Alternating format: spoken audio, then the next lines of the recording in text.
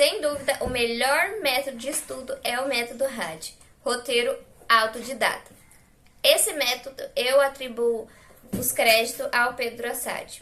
Como que funciona esse método? Primeira coisa para você pôr em prática esse método é você ver alguma aula teórica e durante a aula você não vai fazer um resumo tradicional cheio de firulas, cheio de coloridos, cheio de mil caligrafias bonitinhas. Pode ser que para algumas pessoas isso funcione, mas para mim não funcionou e a gente quer poupar tempo.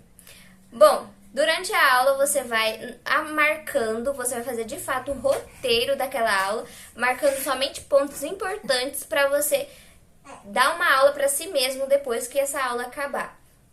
Vai marcando pontos importantes. Durante a aula, sua única preocupação é entender a matéria. A única preocupação sua é de reter cada informação importantes, exemplos, fazer várias conexões para você dar de exemplo depois. Beleza, terminou a sua aula teórica, ou você terminou de ler um livro, tanto faz, né? E aí, você vai fechar aquele seu conteúdo e você vai estar com o seu roteiro. Você vai começar a dar uma aula para si mesmo, ou imagina que você é um professor que tem que dar aula para um aluno de baixo intelecto. Você concorda comigo que você tem que explicar muito bem?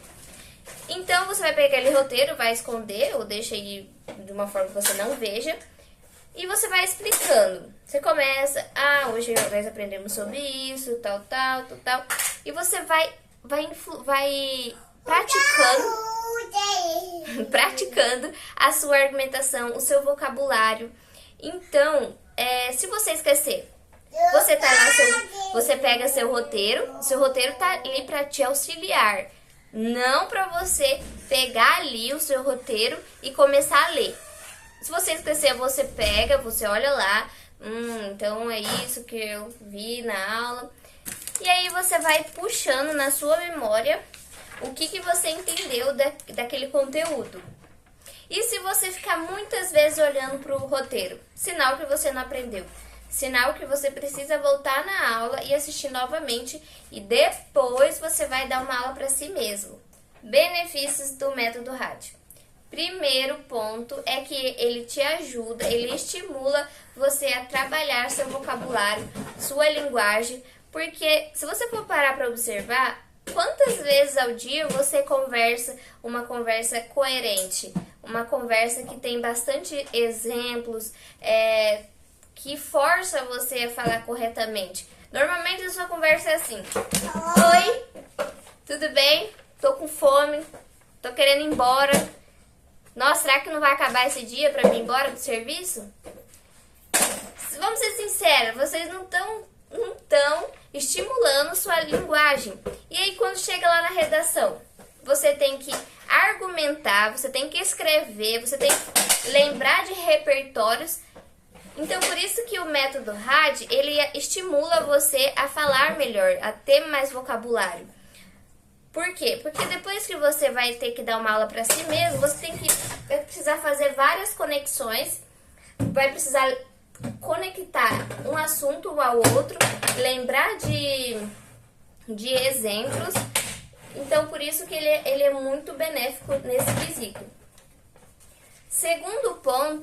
Segundo benefício do método RAD é que ele fixa o conteúdo na sua mente, porque você vai estar constantemente forçando o seu cérebro a lembrar daquele assunto. Você vai estar colocando seu cérebro para funcionar de fato. Você tem que prestar muita atenção e se você não conseguir explicar, você vai ficar estressado e vai ter que voltar de novo na aula para assistir, para você de fato pegar o assunto de verdade. Oi. Então você vai estar colocando o seu cérebro em estresse. E normalmente o cérebro, ele aprende muito na questão de estresse. Ele vai perceber, esse assunto é importante, eu tenho que guardar. Então, por isso que o método RAD é muito interessante. Outra coisa, que o método RAD, ele funciona como se fosse o seu médico do estudo. Por quê? Porque se você ficar muito tempo olhando para o seu roteiro, pegar aqui e ficar toda hora sinal, o diagnóstico que você vai ter é que você não sabe direito o conteúdo, você tem lacunas nesse conteúdo. E o remédio para isso é você voltar na aula e assistir novamente quantas vezes for preciso até você dominar o assunto. Bom, agora eu vou mostrar para vocês como vocês pôr em prática em conteúdos de exatas. E eu peguei nessa explicação, eu peguei o exemplo da fração. Vocês vão ver que eu tô num ambiente diferente, com roupas diferentes, é porque eu acabei perdendo uma parte do vídeo, mas espero que gostem. Bom, vamos começar aqui nossa aula de fração. Eu puxei uma setinha. Fração, ela representa a parte de um todo, ou a divisão de quantidades. Vamos entender a estrutura da fração. A fração é composta pelo numerador e o denominador. O denominador é a quantidades, as quantas partes que o todo foi dividido.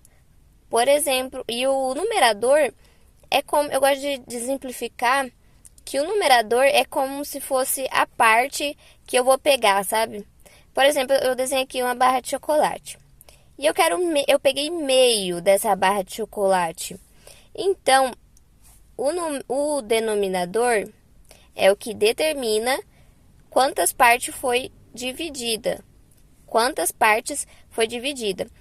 Então, aqui foi dividido em duas partes. Só que eu quero só uma parte de duas. Então, aqui, ó. Eu peguei só uma parte.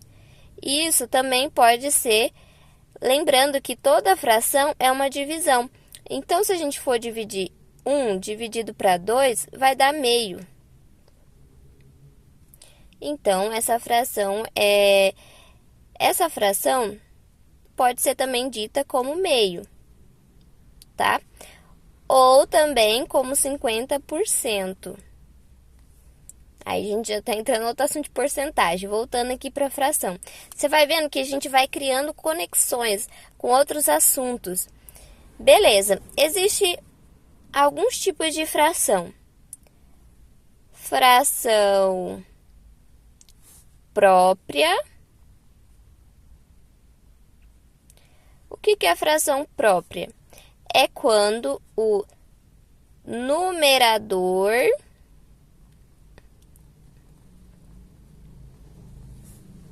é menor que o denominador.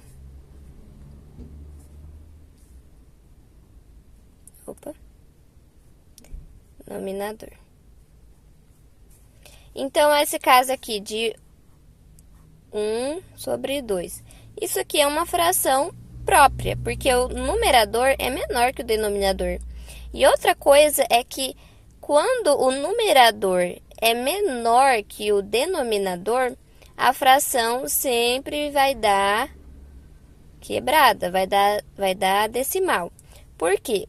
Se a gente for dividir 1 dividido para 2, a gente vai ter que pegar um zero e colocar aqui, porque não tem como. É menor isso aqui do que esse. Então, quando a gente pega o zero, a gente é como se a gente tivesse feito um empréstimo. Então, a gente coloca aqui 0, 10 dividido para 2 dá 5. 5 vezes 2 dá 10. Não falta nada. Você viu aqui? E se fosse, por exemplo, 2/4? Ainda é uma fração própria, porque o numerador está menor que o denominador. Aqui também vai dar o resultado quebrado. Ó, 2 dividido para 4. Não tem como, é menor. Então, a gente tem que prestar um zero aqui. Coloca um zero aqui. E vai ficar 20.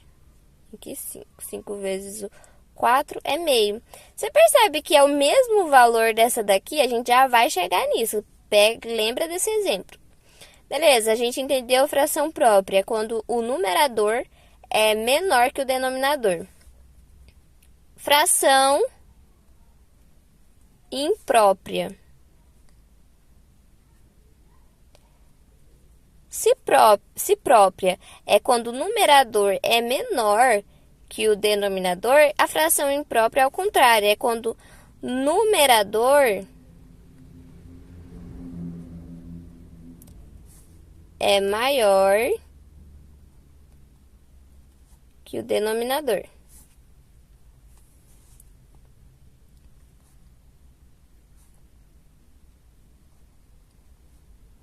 Por exemplo, vou pegar um exemplo aqui. 8 quarto. Quando tem essa situação aqui de o numerador ser maior que o denominador, a divisão vai ter o número inteiro, tá, gente? Ó, por exemplo, 8 dividido para 4. Só vou montar aqui para vocês verem. Quantos 4 cabe nesse 8? Cabe 2. 2 vezes o 4 é 8. Você viu que tem duas coisas inteiras aqui? Duas coisas inteiras? Como assim, Valéria? Vamos desenhar para vocês verem. A gente está falando de 4 partes. 1, 2, 3. Vamos desenhar mais aqui. 4. Mas eu quero 8 partes. Então, eu vou ter que arrumar mais aqui, ó. Mais uma barra. Você não quer só uma barra, você é goloso, você quer mais, você quer 2.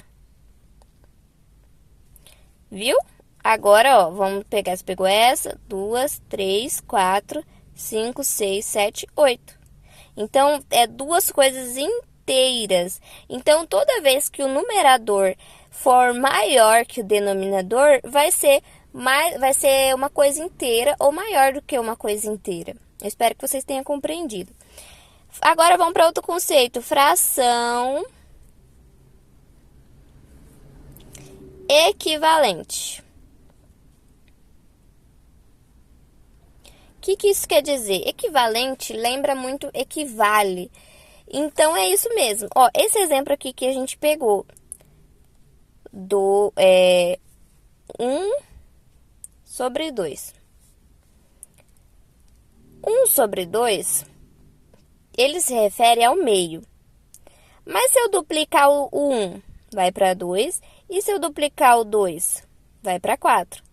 Essas duas frações valem a mesma coisa. Elas são equivalentes. São a mesma coisa, gente. Eu vou até deixar um exemplo aí que eu fiz com um pão.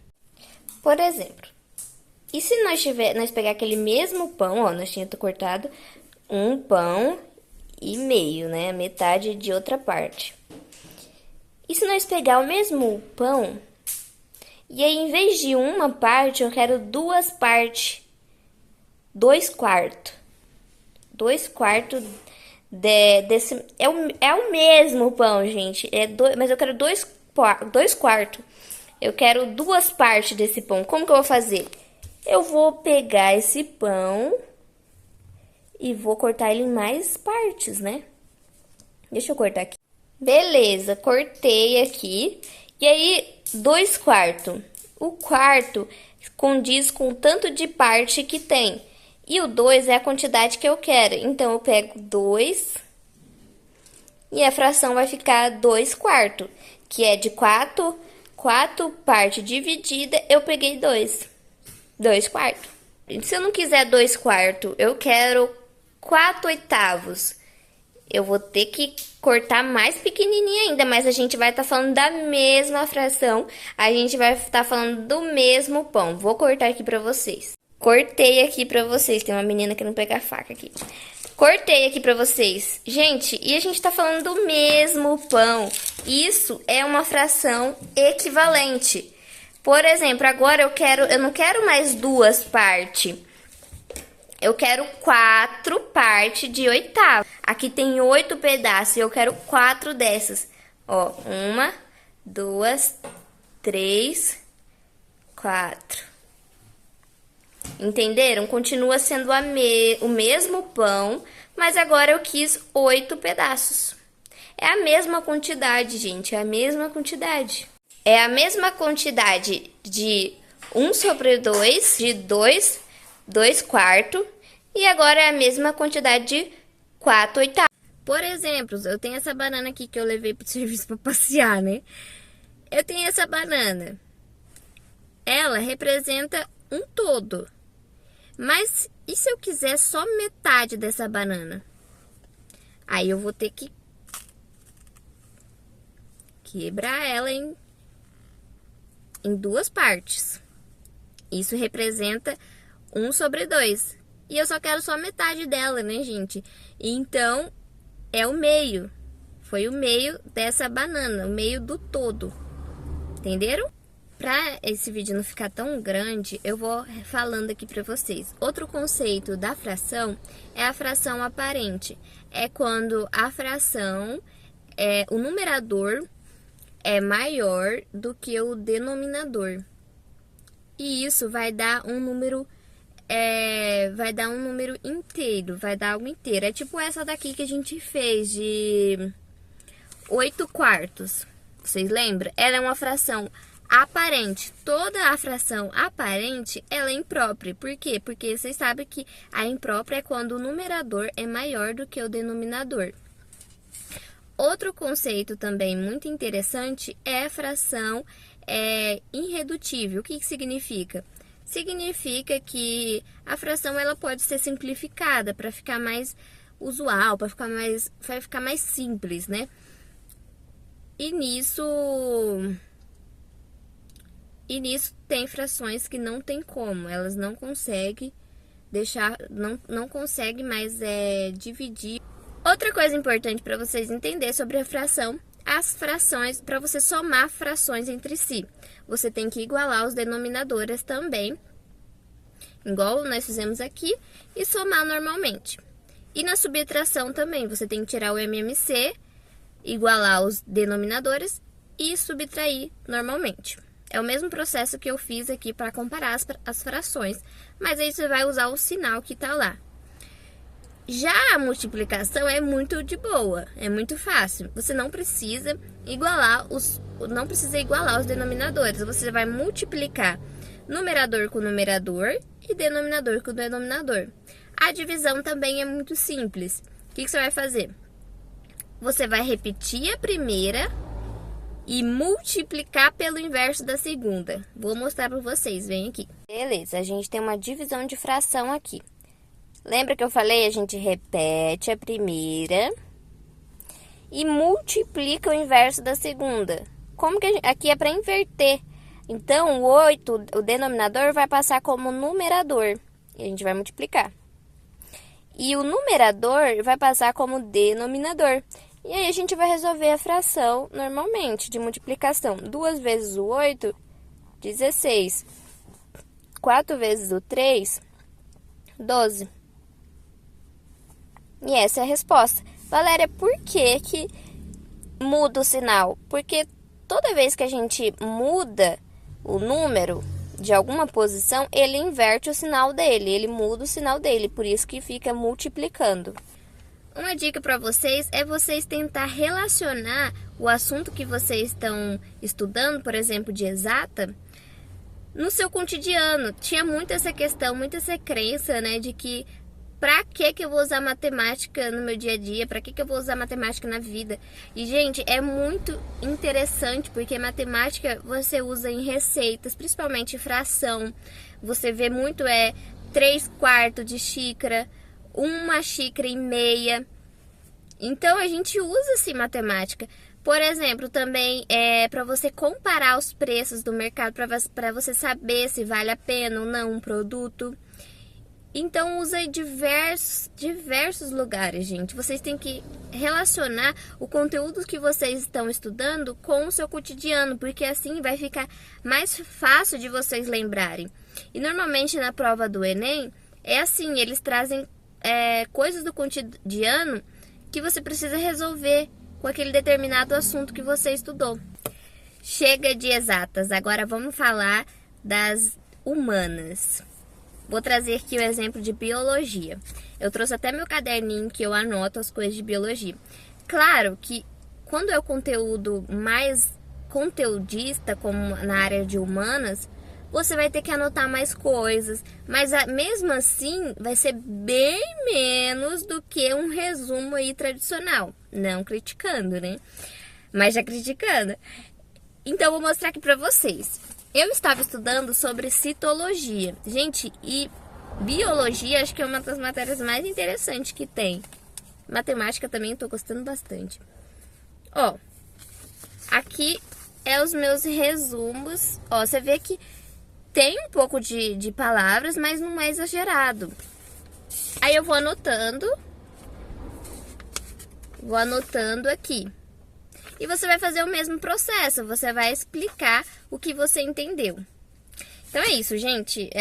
Acho que eu não preciso mostrar pra vocês como que faz essa parte de biologia ou de humanas, porque eu expliquei muito certo em exatas. Então é isso, espero que vocês tenham gostado do vídeo. Tchau!